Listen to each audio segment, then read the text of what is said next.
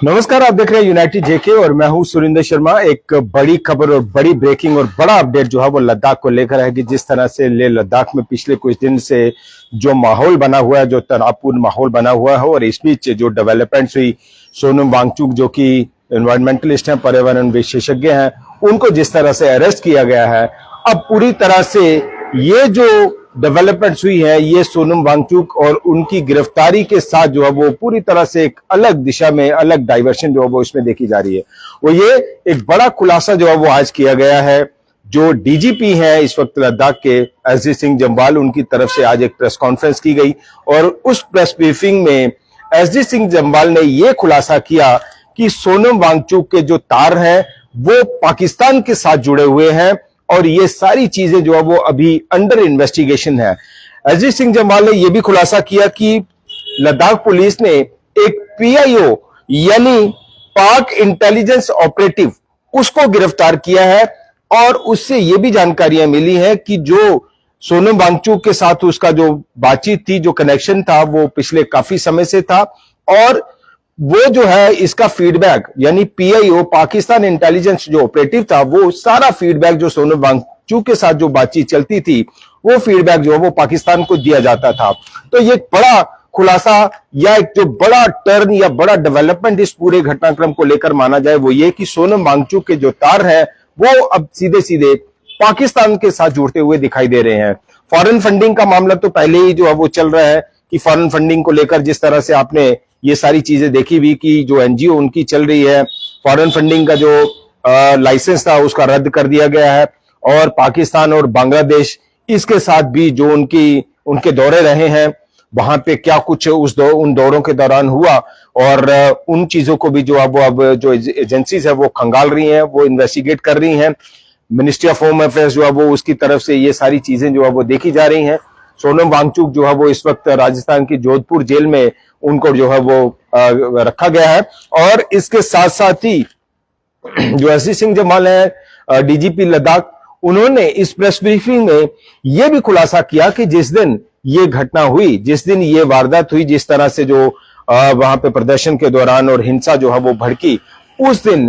कुछ लोगों को जब अस्पताल ले जाया गया तो ये कहा गया है कि उसमें से कुछ जो लोग थे जो जख्मी हुए थे वो नेपाली थे, वो नेपाल के रहने वाले थे। यानी अब ये कहा जाए कि नेपाल के साथ भी इस घटनाक्रम के जो तार हैं वो जुड़ रहे हैं और पाकिस्तान के साथ भी इस घटनाक्रम के जो तार हैं वो जुड़ रहे हैं। और इस तरह से आप देखिए कि चाहे थोड़ा सा अगर हम इस खबर से हटकर भी बात करें तो महराज मल्लिक का जो एपिसोड हुआ और महराज मल्लिक के एपिसोड में जिस तरह से जो कुछ सोशल मीडिया प्लेटफॉर्म जो है वो बैन किए गए, पुलिस की तरफ से उनको ब्लॉक किया गया क्योंकि उन सोशल मीडिया प्लेटफॉर्म्स के जरिए जो कि पाकिस्तान से ऑपरेट किया जा रहे थे, पाकिस्तान की तरफ से चलाए जा रहे थे और वहां से एक ऐसा नैरेटिव बनाने की कोशिश हो रही थी कि लोगों को जो है वो कहा जाए कि आप बाहर निकलिए और महराज मल्लिक के सपोर्ट में प्रदर्शन कीजिए, माहौल खराब कीजिए और यहाँ पे हालात खराब करने की कोशिश कीजिए। तो यही लगभग तस्वीर जो है वो इस घटनाक्रम को लेकर या लद्दाख को लेकर भी आप देखिए कि बनती हुई दिखाई दे रही है। जिस दिन हिंसा हुई उसमें कुछ नेपाली लोग जो है वो भी शामिल थे और ये खुलासा किया है एसडी सिंह जम्वाल ने आज की अपनी इस प्रेस ब्रीफिंग में और उसमें उन्होंने कई और चीजों का जिक्र जो है वो भी किया है। कर्फ्यू की भी उन्होंने बात की कि एडमिनिस्ट्रेशन की तरफ से और पुलिस की तरफ से पूरी कोशिश है कि हालात जो है वो थोड़ा नॉर्मलाइज हो जाए और जो कर्फ्यू है, रिलैक्सेशन जो है वो उसमें दी जाए। और ये कहा गया है कि अब तक इस पूरे घटनाक्रम में, इस पूरे मामले में करीब करीब 44 लोगों को जो है वो अरेस्ट किया गया है और उनसे जो पूछताछ है वो की जा रही है। अभी कुछ लोग जो है वो रडार पर हो सकते हैं, अगले कुछ दिनों में जो है वो और लोगों को जो है वो उठाया जाए और उनसे जो है वो जांच की जाए या पूछताछ की जाए। तो फिलहाल ये एक बड़ी खबर हम आपको बता रहे हैं कि सोनम वांगचुक के जो तार हैं वो पाकिस्तान के साथ जुड़ते हुए दिखाई दे रहे हैं क्योंकि अजीत सिंह जम्वाल ने यह खुलासा किया है कि एक पीआईओ यानी पाकिस्तान इंटेलिजेंस ऑपरेटिव को जो है वो लद्दाख पुलिस ने गिरफ्तार किया है और लद्दाख उस पीआईओ यानी पाकिस्तान इंटेलिजेंस ऑपरेटिव का जो कनेक्शन था वो सोनम वांगचुक के साथ वो था। वो काफी समय से जो है वो सोनम वांगचुक और दोनों आपस में कांटेक्ट में थे और ये सारी डिटेल्स जो है वो पाकिस्तान शेयर की जाती रही पीआईओ द्वारा, पाकिस्तान इंटेलिजेंस ऑपरेटिव द्वारा। तो अब सीधे सीधे देखिए कि उस हिंसक घटना में जब हिंसा हुई उसमें कुछ नेपाली वहां मौजूद, सोनम वांगचुक और पीआईओ के तार, और पाकिस्तान में वो इंटेलिजेंस को शेयर करना, ये सारी चीजें, और फॉरेन फंडिंग का जो मामला है उसके ऊपर जो है वो ये इन्वेस्टिगेशन सारी चल रही है। तो अब इस पूरे मामले को लेकर ये एक नई कुछ डेवलपमेंट्स जो वो हो रही हैं, और जिस तरह से ये सारी चीजें और सारे घटनाक्रम बड़ी तेजी से बदल रहे हैं, उससे अब ये मान लिया जाए कि जो सरकार है, जो एजेंसीज हैं, जो पुलिस है, जो एमएचए है, मिनिस्ट्री ऑफ होम अफेयर्स यानी गृह मंत्रालय, वो अब ये हिंसा कैसे हुई, लद्दाख में एकदम से इस तरह से जो है वो टर्न हो जाना, इस तरह से हिंसक लोगों का हो जाना, और वो तार कहां कहां जुड़े हुए हैं, क्या उसके पीछे की बैकग्राउंड है, क्या उसके पीछे का इतिहास है, हिस्ट्री है, और ये सारी चीजें क्यों लद्दाख में बड़ी तेजी से बदलने लग पड़ी कि 5 अगस्त 2019 को जम्मू कश्मीर में धारा 370 खत्म की जाती है और जम्मू कश्मीर और लद्दाख 2 यूटी जो है वो बना दी जाती है। लद्दाख जो पूरी उम्र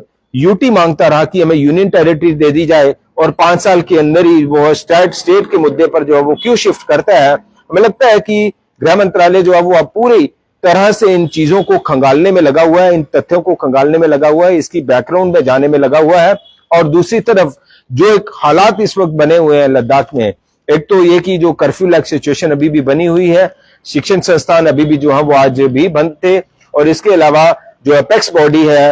ले की अपेक्स बॉडी और केडीए यानी कारगिल डेमोक्रेटिक अलायंस, ये दोनों जो ऑर्गेनाइजेशन या संस्थाएं हैं वो पूरी तरह से लीड कर रही हैं लद्दाख की इन मांगों को लेकर या इस एजिटेशन को लेकर। और उसको अभी देखना होगा कि गृह मंत्रालय की तरफ से क्या जो अपेक्स बॉडी और जो केडीए है उनके साथ कोई बातचीत का ब्रेक थ्रू होता है कि नहीं होता, क्योंकि बीते दिन भी हमने आपको खबर बताई थी कि 27 या 28 सितंबर को हो सकता है एमएचए की तरफ से जो वो इनको बातचीत के लिए दिल्ली बुलाया जाए। अभी उसके ऊपर कोई बात जो है वो सामने नहीं आई, लेकिन कहीं ना कहीं एक डायलॉग प्रोसेस जो है वो साइड वाइज चलता रहेगा, या लद्दाख के जो लोग हैं वो ये जो मांगे कर रहे हैं उनके साथ एक डायलॉग प्रोसेस चलता रहेगा कि मांगों पर कितना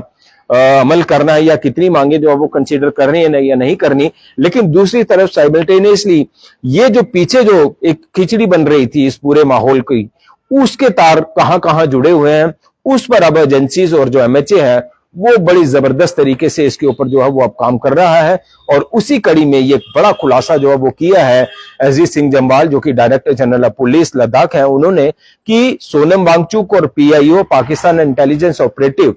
2 लोगों के बीच में बड़ा जबरदस्त कनेक्शन रहा है, दोनों में बातचीत होती रही है और पूरी जो डिटेल्स है उसकी वो पाकिस्तान शेयर की जाती रही है। तो ये अब इस पूरे मामले के जो तार हैं वो अब अलग अलग चीजों के साथ जुड़ना शुरू हो गए हैं, पाकिस्तान के साथ, और उस हिंसक घटना के दौरान कुछ नेपालियों का उसमें रहना, और जब वो जख्मी हुए और उनको तब जो है वो ये चीजें सामने आई, तो ये जो कहा जा रहा था कि भाई क्या कुछ स्पॉन्सर्ड हो रहा है लद्दाख में, क्या कुछ एक्सटर्नल फैक्टर्स वहां पे काम कर रहे हैं, जिस तरह से कई लोगों ने ये भी कहा कि अब लद्दाख बांग्लादेश नेपाल और बांग्लादेश जैसे जो हालात है वो कहीं नेपाल में बनाने की कोशिश तो नहीं हो रही, लेकिन अब कुछ चीजें जो है वो